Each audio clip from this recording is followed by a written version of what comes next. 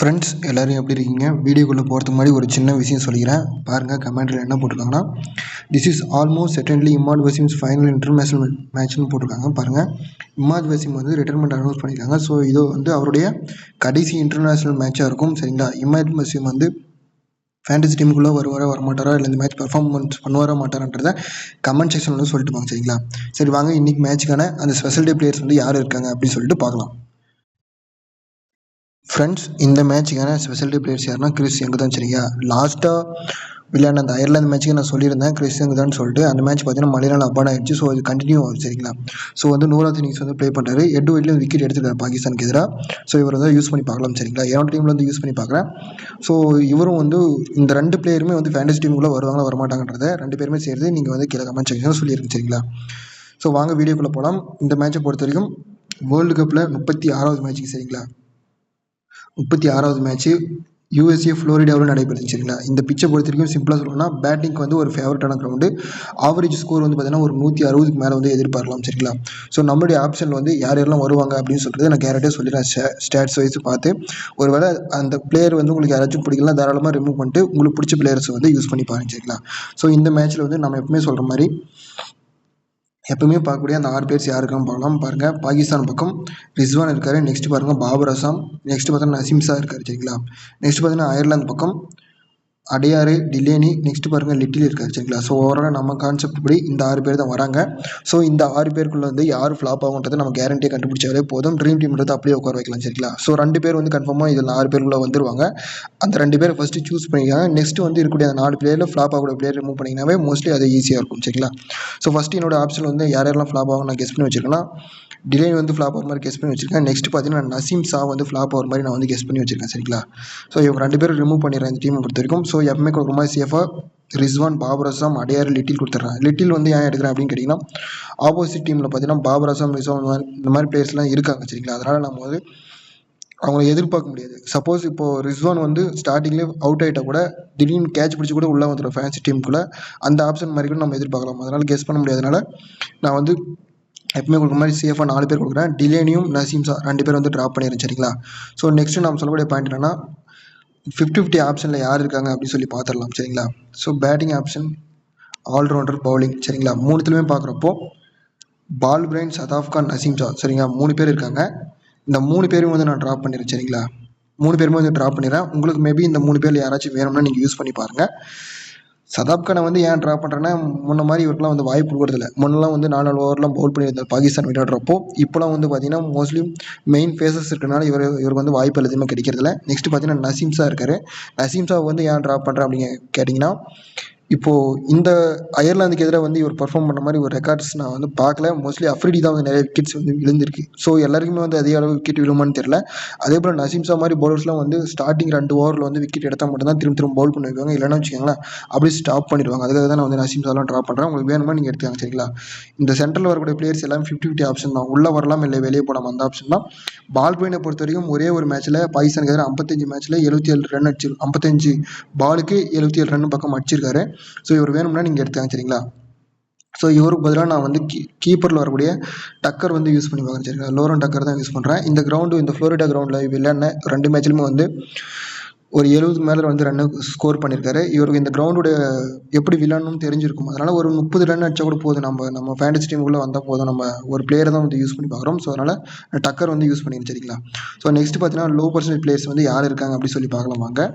அதுக்கு முன்னாடி நம்ம என்ன சொல்கிறாங்கன்னா, சப்போஸ் நான் ட்ராப் பண்ண பிளேயர்ஸ் வந்து யாராச்சும் உங்களுக்கு வர மாதிரி தெரிச்சுன்னா தாராளமாக வந்து எடுத்து யூஸ் பண்ணி பாருங்கள். சரிங்களா? ஸோ நெக்ஸ்ட்டு பாகிஸ்தான் பக்கம் பாருங்கள். பாகிஸ்தான் பக்கம் இமாத் வசீம் இருக்கார். நெக்ஸ்ட்டு பாருங்கள் ஷாம் அயூப்.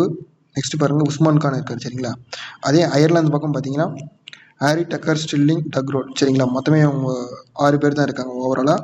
ஸோ இந்த 6 பேருக்குள்ளார பார்த்தீங்கன்னா என்னோட ஆப்ஷன்லேருந்து யார் யார் வருவாங்கன்றதை நான் சொல்லிடுறேன். மேபி அடுத்த பிளேயர் வந்து உங்களுக்கு யூஸ் பண்ணால் கூட யூஸ் பண்ணி பாருங்கள். சரிங்களா?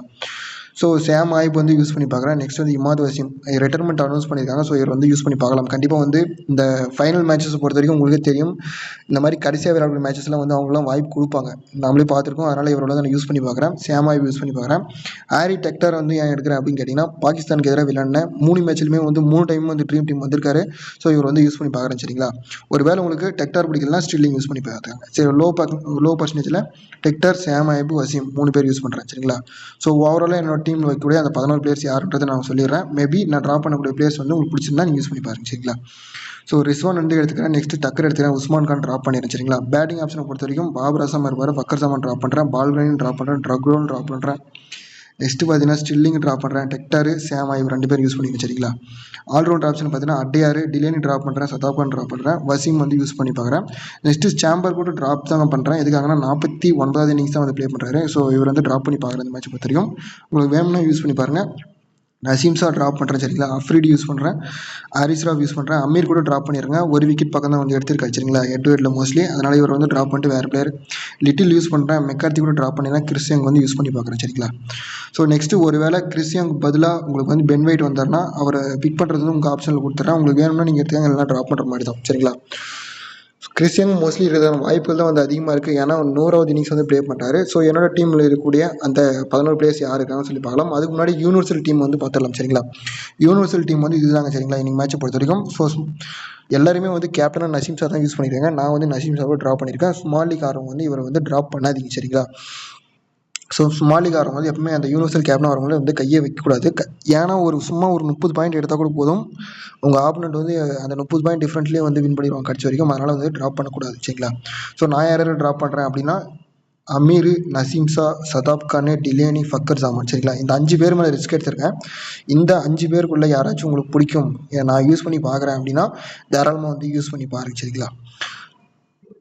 ஸோ என்னோட டீமுக்குள்ளே வந்து பார்த்தீங்கன்னா ரிஸ்வான், பாபர் அசாம், மார்க் அடியார், லிட்டிலே, அஃப்ரிடி, ஹாரிஸ் ராஃப் இந்த 6 பேர் கூட உள்ளே கொண்டு போகிறேன். சரிங்களா?